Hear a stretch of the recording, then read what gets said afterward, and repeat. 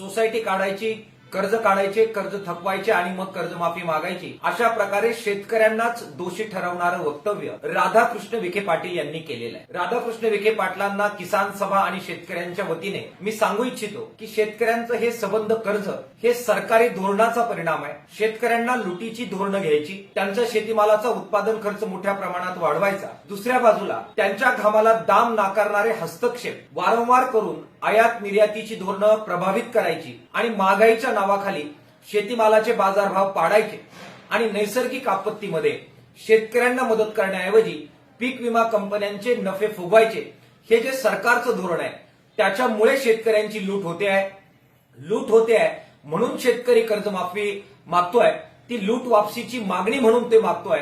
ही बाब जरा राधाकृष्ण विखे पाटील यांनी समजून घेण्याची आवश्यकता आहे. केवळ त्यांनीच नव्हे, त्यांचे मंत्रिमंडळातील अनेक सहकारी अशाच प्रकारची शेतकऱ्यांच्या जखमांवर मीठ चोळणारी वक्तव्य करत आहे.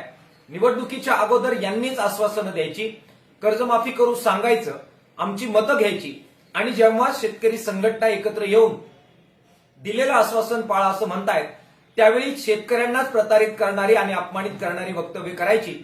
असंच जर चालू राहिलं तर याचा प्रतिकार करावा लागेल. किसान सभेच्या वतीने राधाकृष्ण विखे पाटील यांच्या वक्तव्याचा मी जाहीर निषेध करत आहे.